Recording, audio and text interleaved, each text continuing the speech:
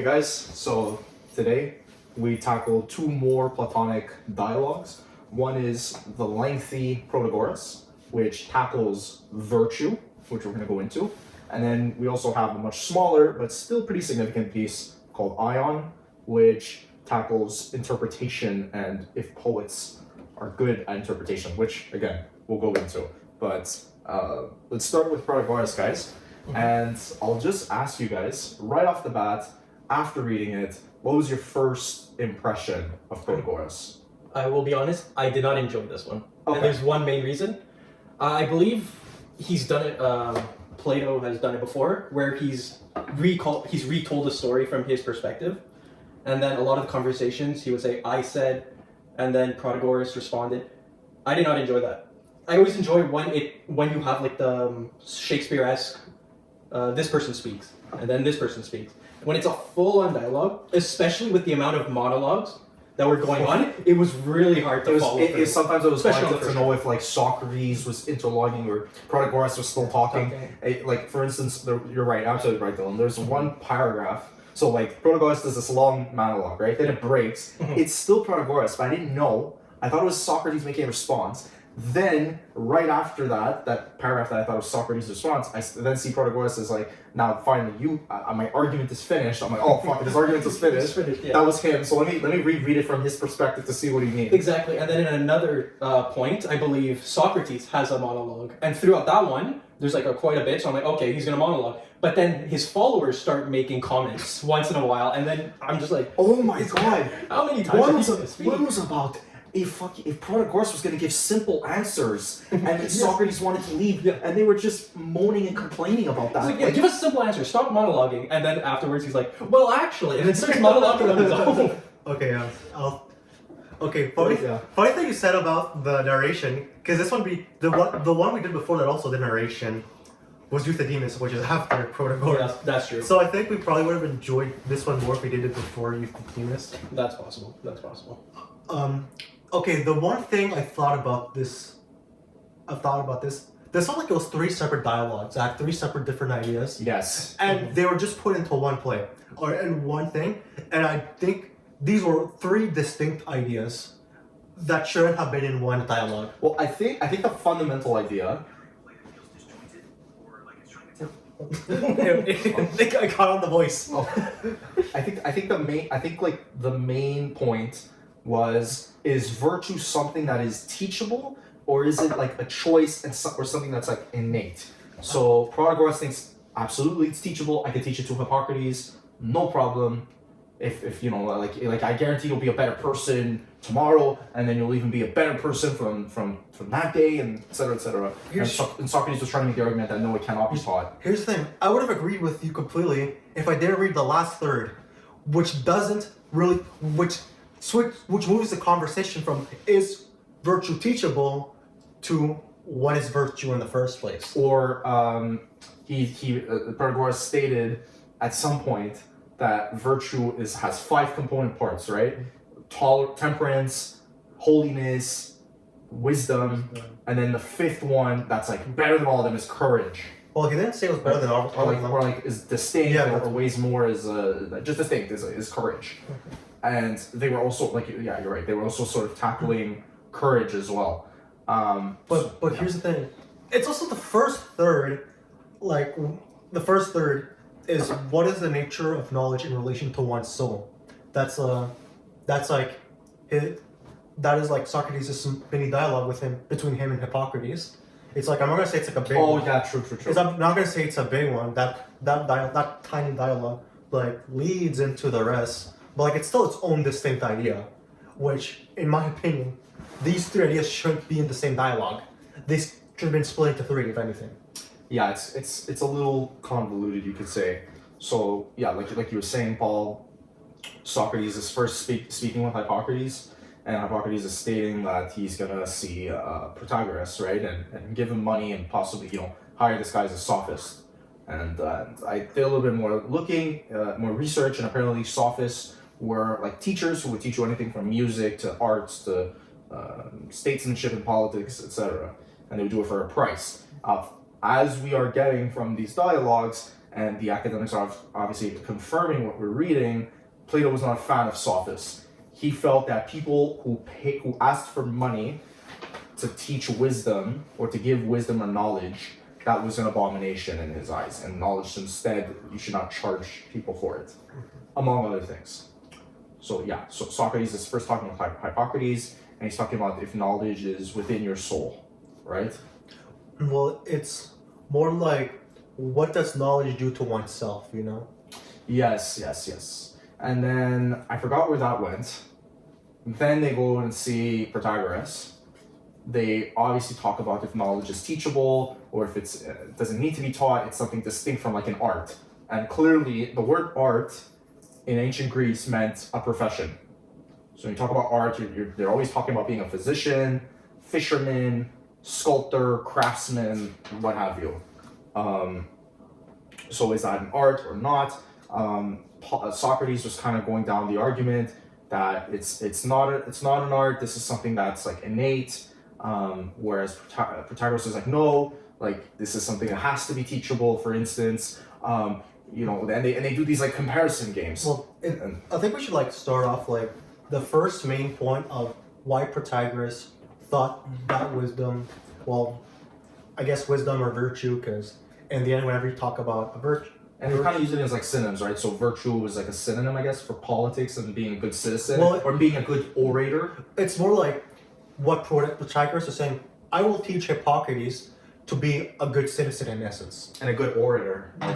Yeah. But like his main point is like, because orator isn't like how we do it. We think of it now, which is people who give speeches. Orator is like part of their daily life in politics there. It's like everyone gave speeches, you know? Having convincing arguments. Yeah. Or convincing people of your political position. And so in the end, it all boils down to being a good citizen. And to be a good citizen, you need to be a good person.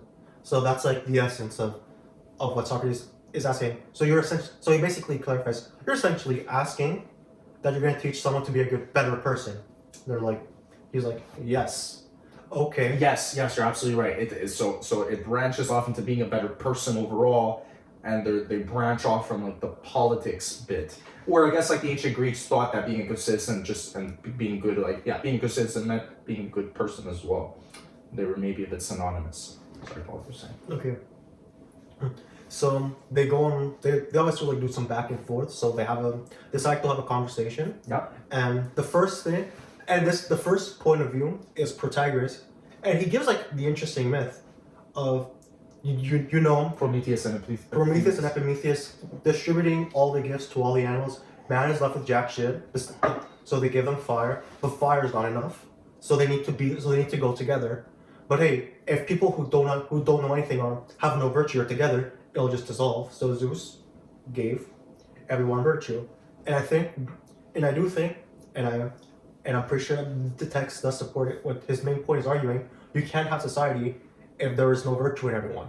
But you can't have like specifically cities, urban centers, right? Because like you were saying, he goes into how Prometheus, because of Epithemius not making a mistake and not giving enough good qualities to humanity, he decides then to get fire, and he gets it from Hephaestus and Athena.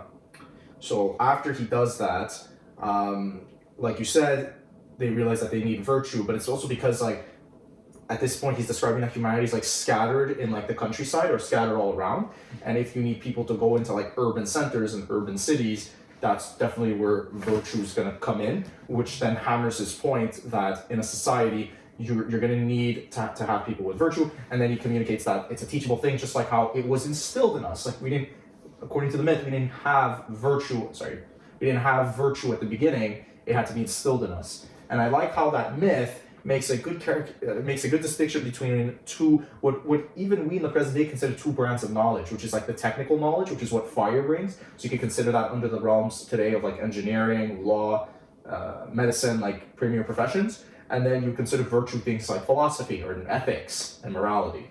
it's basically, okay, let's assume that it's teachable. Why is it that some great people have shitty children?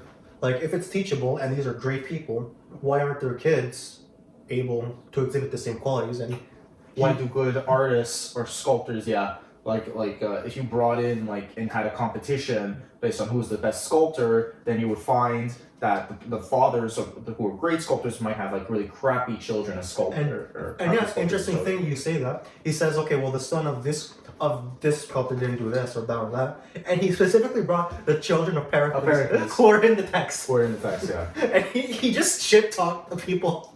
I did find that funny. Or he shit talked the people who are sitting there. I thought that was funny. Yeah, I know at the very end they were sort of hammering the cowardice versus courage argument after they finally got that resolved about Socrates wanting good answers to his questions in the same way that he was answering Protagoras' questions. Yeah, that I know they talk about that, but that's in response to not this idea, but towards the different aspects of virtue, which is similar, but it's a different dialogue. It's not a different dialogue, it's a different train of thought, which doesn't answer the question, is virtue teachable? And I'm pretty sure that dialogue was supposed to help answering the question, but I think that part of the dialogue was too overwhelming that it overshadowed the rest. Yeah. So I do not like this dialogue for that reason. It is a bit confusing.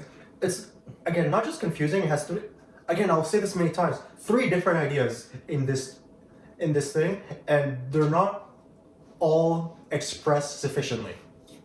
I think the first idea was actually expressed decently well. I read it now. Protagoras was also stating an argument that in Athens, when they punish people for good, because they're also talking about good versus evil and inheritance of traits, because they went from that, can you inherit being a good citizen, or is it teachable? Really, they were talking about if it's inheritable or teachable, right? Passed down. And he was kind of making an argument that the justice system in Athens is much more leaning towards punishment instead of rehabilitation. In page 45, on the second half. Oh yeah, I do. But I remember with that I had a different outlook on that, because he said we don't punish someone just to punish them, because he said, okay, well, if we just punish for punishing, that's just barbaric. We punish them so they don't do it again. So they don't do it again. Yeah, it's not based on the past. It's based on the future to prevent any more wrongdoing. Yeah. No, the last third. Okay. That was the legible one, or the one I remember. So basically, they're talking about that argument of virtue is made up of the 5 qualities. Courage is one of them, and Protagoras was saying you can be confident but be ignorant, right? You can be courageous but be not have temperance and not have holiness, which I actually agree. Because think about it, if you a courageous person could put themselves in front of a grenade, it may not be wise to their own well-being, but it's definitely a courageous act. And let's say they didn't know after putting their body on this grenade and their friend, just to give their friend's life. Let's say they didn't know that Taliban were literally on the other side of the valley with guns pointed at his friends running away, and they're gonna gun them down anyway. So lack of knowledge, that still makes that act courageous. So in my head, you can be courageous and not be ignorant and be ignorant. And Protagoras makes that argument, but Socrates just puts him in a line of thinking where he can then conclude that actually wisdom is equated with courage, so you can't be a coward and be smart. So therefore courage is wisdom, so you can't be confident and ignorant. I think the issue is that because each of these virtues that they talk about are supposed to be good 100%. There is no speck of bad in there. Not like how we think of it. Someone can be courageous, but if they're doing the wrong thing, it's not good. It's not courage, it's ignorance or something. Let's say you're standing up to Mike Tyson. Are you being courageous or are you being an idiot? But courage, to an extent though, courage though, Paul. When we think of courage, we don't think of somebody who knows what they're doing and has the odds in their favor, because that's not courageous, because anyone could do it. Oh, but here's the thing. I am not thinking about how we think about it. I'm thinking about how people 2,000 years ago were thinking about it. Yes, but I'm pointing a logical flaw in their argument. These people, the ancient Greeks. No, but here's the thing. It's only a logical flaw if you look at it from our perspective. Oh, okay, understood. They're not thinking of courage as standing up for the right thing. They're not thinking of doing righteous actions, even if it'll do personal harm to you. Courage for them is more like is more like Being cunning, like taking a calculated risk that pays no, off. I feel that would be more into wisdom if it's calculated. It's more like Luck, no, not luck. They wouldn't want luck. fortune, like just having a good outcome. No, it's not that. Think of it more as because I'll just say this: they see the soul as something that's like another force of the world. Imagine your soul like not taking control but willing itself onto the world. Oh, like force of will. Something like like force of sort of like willpower. really like defined. force of will, something like that. But here's the thing: if you do it for the dumb thing, you're wasting it. Oh, so kind of like guts or like chutzpah or No, because that would still be under our thing, version. our version of courage. It's not their version, which is different. They see holiness as a virtue. Do we? What about temperance? Not everyone cares about temperance. You have to think about it from their point of view. yeah. So they kind of in their head like they need all these things to be virtuous. And all of these things are in every instance supposed to be a good act. There's no such thing. They don't see wisdom as something that you do it for bad things. Wisdom for them by default is you're doing like the wise thing for like according to nature. It's a moral outcome. Well, it's a wise outcome. It's a moral. it has outcome. to be good because I believe Socrates says near the end where he says, "Good could sometimes be good and it sometimes could be bad. But if it's bad, it cannot be good or bad. It is inherently bad.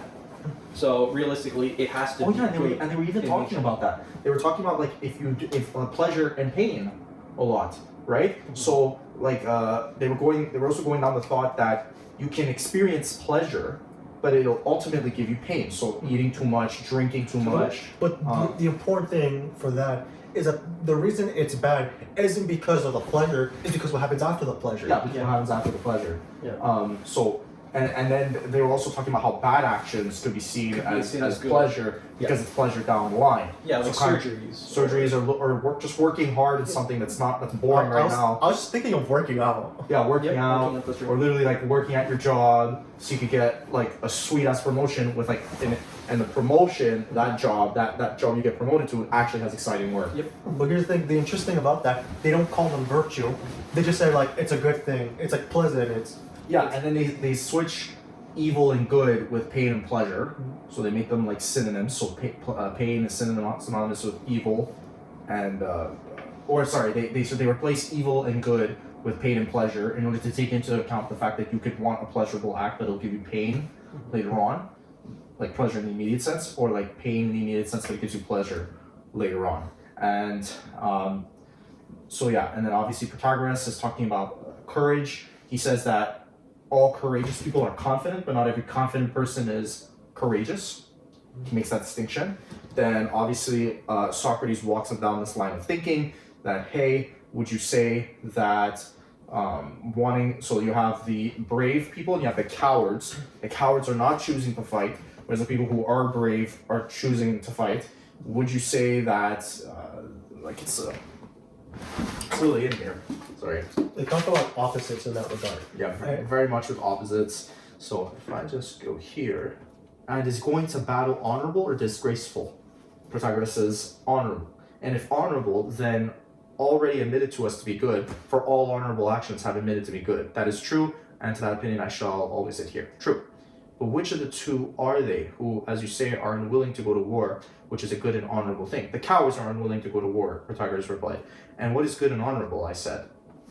And what is good and honorable is also pleasant. It has certainly been acknowledged to be so. So Protagoras agrees that good and honorable means pleasant. And do the cowards knowingly refuse to go to the nobler and pleasanter and better? Yes, he says. But does not the courageous man also go to the better and pleasanter and nobler? Yes. And the courageous man has no base fear or base confidence? Yes. And if not base, then honorable? Yes. And if honorable, then good? Yes. But the fear and confidence of the coward or foolhardy or madman, on the contrary, are base? Yes. And these base fears and confidences originate in ignorance? Yes. Then as to the motive from which the cowards act, do they call it cowardice or courage? Cowardice.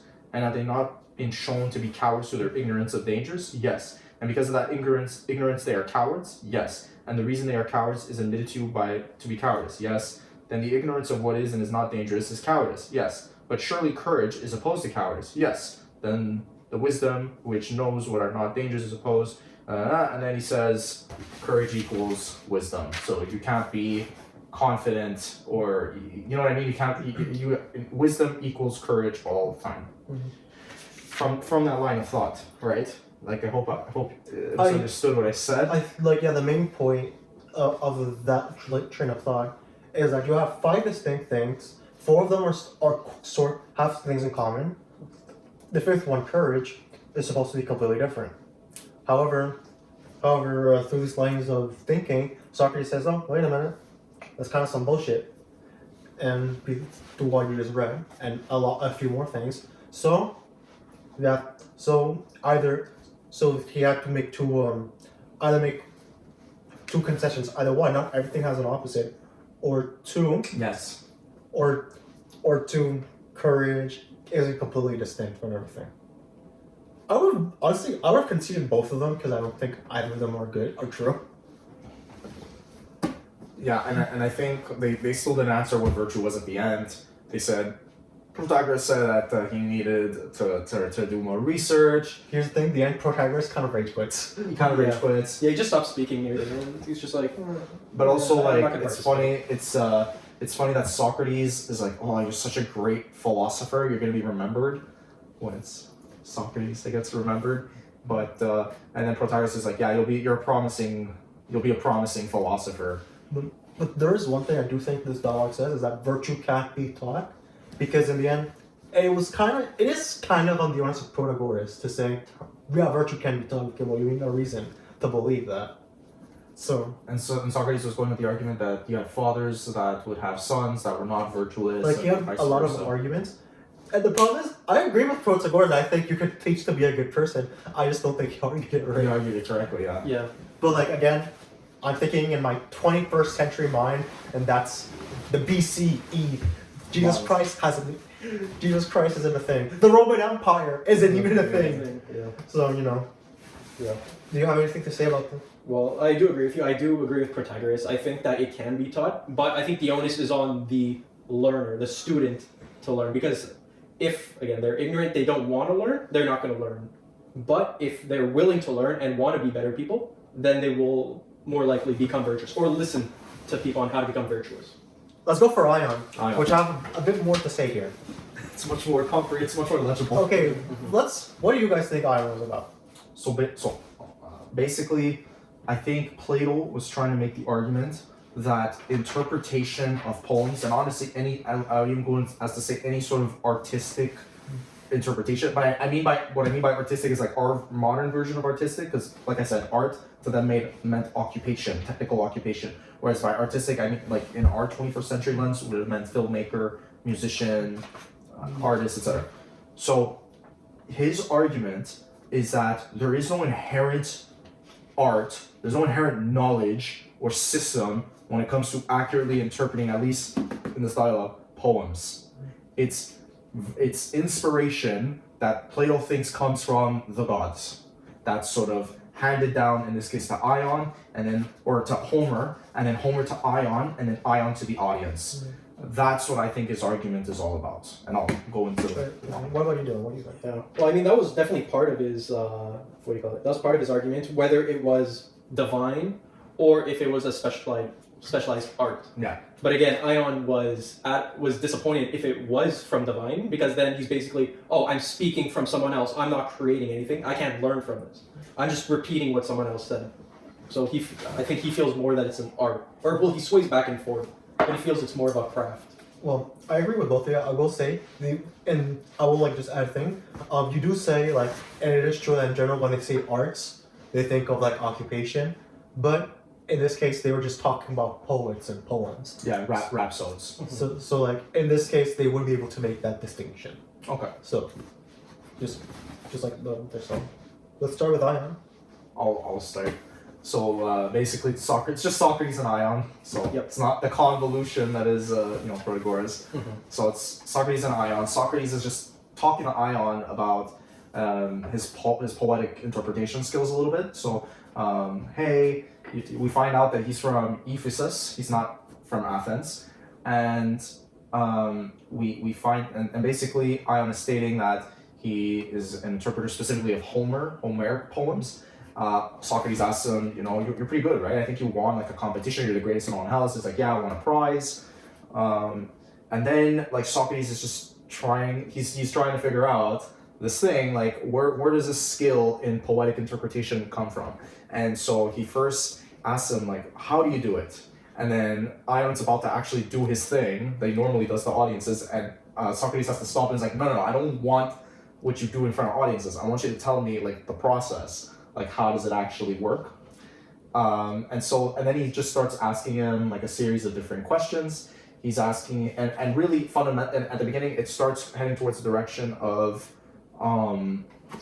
like he's asking him in matters of So basically, in order to find out if something is good or bad, right? Like an objectively good, like objective good, like craftsmanship or medicine or being a good doctor or whatever, you have to have a judge, right? And the judge has to know what is bad and what is good, right? And he's like, yes. And I forgot to mention this, but he was also talking about how Hesiod and the other poets bore him to death. But when people say Homer, it like fucking perks him up and he's ready to go. He's ready that's supposed to we'll cut you off. It's supposed to illustrate that you have Ion saying, I am really good with Homer. Everyone else, I'm not good. But then Socrates asked the question, why are you only good with Homer? He's like, okay, he gave some reason. I don't particularly care for the reason, but he did. So then Socrates asked, okay, Homer, Hesiod, they sometimes talk about the same things, right? Yes. You wanted to say something? Yeah, well, no, I do agree. Like, he was saying, oh, they do talk about the same things.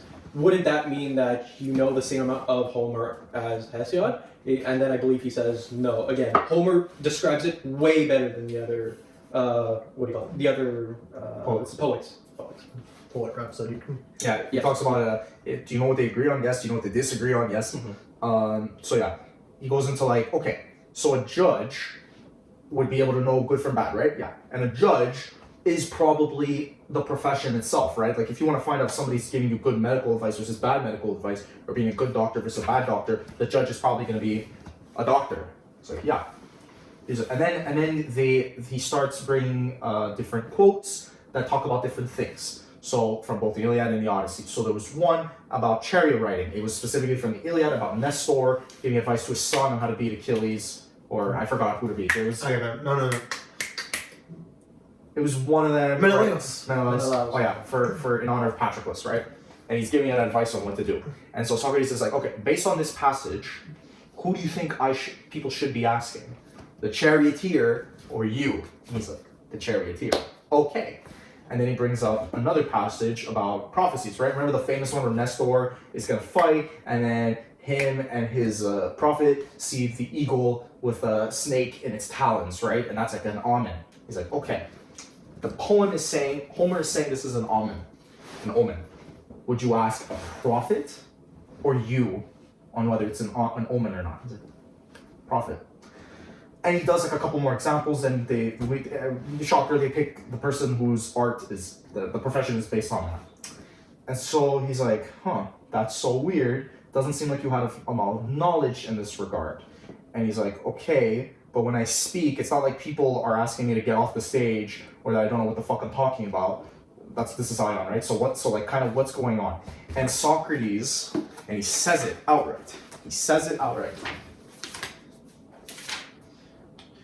I perceive, Ion, and I will proceed to explain to you what I imagine to be the reason of this. So Ion is saying, I cannot deny what you say, Socrates. Nevertheless, I am conscious of my own self, and the world agrees with me in thinking that I do speak better and have more to say about Homer than any other man. So you've correctly pointed out that in certain passages, it's better not to ask me. Oh, sorry, they did the passages before. Oh, but anyway, he still gives, like, Socrates is still talking about that profession thing, and he agrees.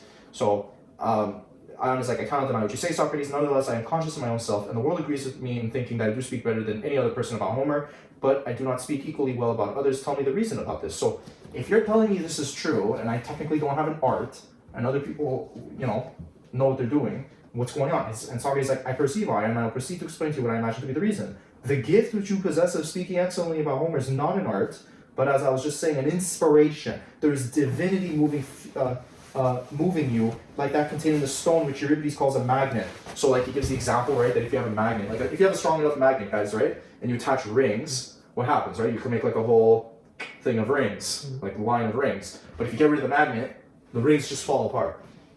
And Socrates is equating this to Ion, and Ion doesn't have an actual knowledge. If he did have knowledge, I think the diagram would be more like rings being connected with each other, right? Within each other. Because like it's building on knowledge. Whereas like his explanation is like a magnet just sucking up everything. And if without the magnet everything falls apart. So you just have the divinity coming from the gods to Homer, to you, that allows you to expertly communicate about this. And then they bring up the different passages that I was saying about, like who would you rather pick? And then, I'm sort of summarizing, right? At the very end, Ion and Socrates are talking about him being a general, because Ion was also supposedly in the military and a general, and at the end, Socrates is like, why are you a rhapsode then? Being a general is much more valuable to us than being a rhapsode. And he's like, I do want to be a general, but you Athenians and you Spartans, you guys only hire your own. I'm a dude from Ephesus. And Socrates called bullshit on that. Yeah, and brought up like two aliens, like one of them called an alien, that got hired. And then he's like, oh, you know what, Ion, I think you might just be a deceiver. Or someone who I've been divinely Their inspired. inspiration. Which one do you think it is? Ion's literally like, oh, okay, well, the one that makes me look better, the more nobler one is I have inspiration. And then he has like, then Ion, I shall assume the nobler alternative, and attribute to you and your praises of Homer inspiration and not art. Basically comes to the conclusion, well, we actually came to a conclusion in the dialogue, that it's inspiration, not art. They're not just like, what the fuck is going on, we need more research by, they come to a definitive conclusion. Plato, yeah, they come to a definitive conclusion. What do you guys think? I agree, I just think you rushed into it. No, go ahead, Paul. Okay, I think what's important is the divine inspiration itself, because that is the most important part of Ion. I think we can all agree on that. Yeah. Like Protagoras, this is the most important part. And what's important about it is like like as you said, the reason Socrates has reasons to believe that is that Homer is filled with lots of things: battles, charioteers, omens, all of those things. These are all completely different things. And Ion, talking about that, he doesn't have like the knowledge that Homer has. And the thing is that for a poem to be that good, like Socrates concludes, okay, someone must have knowledge about this. But here's the thing, you don't have knowledge about it. Homer probably doesn't. So how did this get here? So his conclusion was divine inspiration, that this only could have been done due to the gods, or like your soul, or some extra physical thing that travels through you. So like as if the gods are speaking through you or something, in some sense like that. Yeah. Yeah, no, I agree. It's like some unknown force giving you the ideas, forming them on the page. Yeah, which is, I'll say this, it's wrong on so many levels. And also I found a loop, and tell me if this is like a problem with Socrates' thinking, right? So we could agree, right? The Homeric poem is a rhapsody, right? Mm-hmm. So technically, if you're asking, if you phrase the question, instead of like picking little excerpts, and Socrates saying, would you rather go with a charioteer or you? He should instead say, this is a rhapsody. Would you rather go to a charioteer about interpreting a rhapsody, or a rhapsode about interpreting the rhapsody? I want to be like a rhapsode, so it's an art. So tell me if I'm wrong. I completely agree. The problem is, Socrates just doesn't know how to phrase things. Well, here's the thing. The problem that this is a big flaw, I think, with dialogue, at least from my perspective. Not that the dialogue is flawed, philosophically it's really good, but it's more he kind of missed. I think he missed the point of the art, which is not to describe accurately the chariots, the fights, the generalship, or the omens, or any of that. Their job is to communicate a scene to someone in a pleasant manner, in something that will feel nice for someone. That's like quasi-realistic, right? Like for instance, you don't have horses riding people.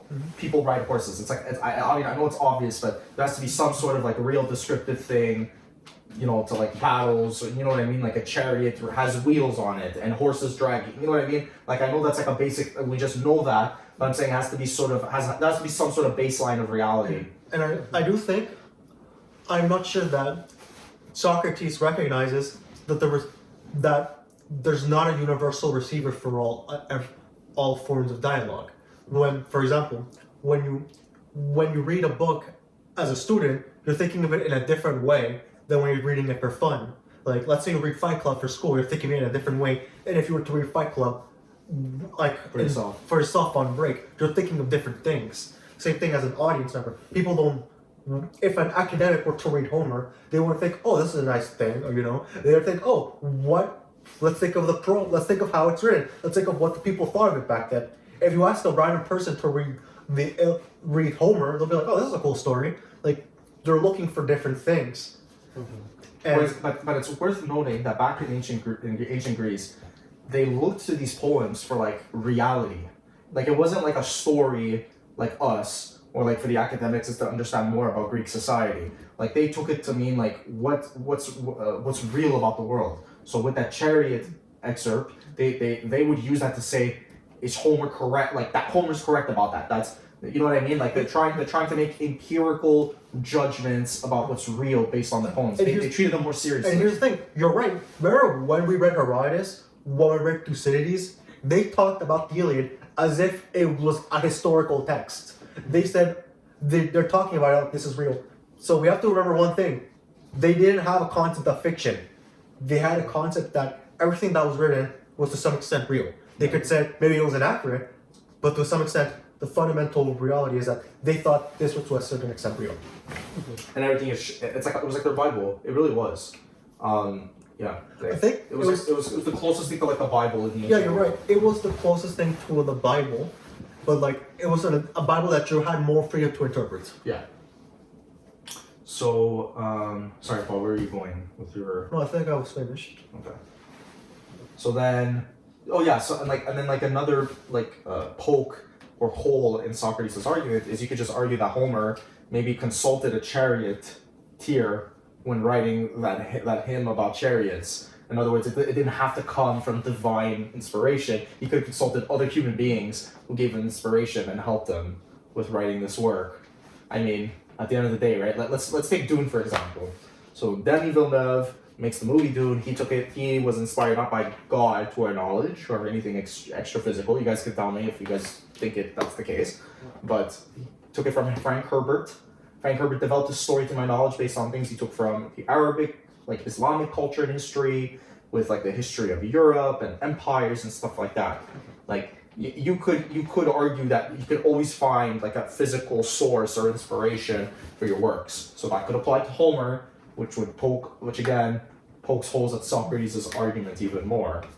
But I will say one thing. I do think Ion is gonna be the start of a bit more of a trend where Plato, or in this case Socrates, talks more of like a higher dimensional Type of knowledge. The divine type of knowledge. Mostly because I saw that in class and I know about that. No, that's good. And I know of it. I haven't read more. What we'll realize a lot is that Plato and Aristotle influenced Christian thought to a major extent. And that's because they have a lot to say on metaphysical properties. So yeah. Speaking of metaphysics, this is what my week is about. Metaphysics. All your other stuff, yeah. Okay. Wait, do you have anything else to say about the Dylan? Nothing particularly. I know, But sorry, just quickly. It just feels like he kind of criticizes the idea of rhapsodes. Like the way he speaks of them. How I believe at one point he says poets and rhapsodes, they don't have great skills when it comes to knowledge and truth. They're just basically repeating what happens, right? Like yeah, for example, Ion's just basically repeating what Homer discussed. So it's just more like, oh, they just try to get more emotional reactions from crowds rather than truly trying to inform them or be knowledgeable or Yeah. spread knowledge. So at the end of the day, Plato thinks like these people don't actually have knowledge, and the people in the arts don't actually have knowledge. So you could also interpret it that they don't think anything they say should be trusted by them necessarily. And basically he thinks like we said, there's a metaphysical source. There could be a metaphysical source for things, and it applies specifically to poetry, but also I think you could extrapolate it to like the arts, and like drama, playwriting, all that. My conclusion is W dialogue L take. That's my conclusion. Yeah. But like I do think it's a great dialogue because like we disagree with it. But this could teach you critical analysis. No, it's a good thing. Like we're talking about it, and we don't agree with it, so we actually have to read it to And disagree. come up with arguments and think about it. If we Welcome to philosophy.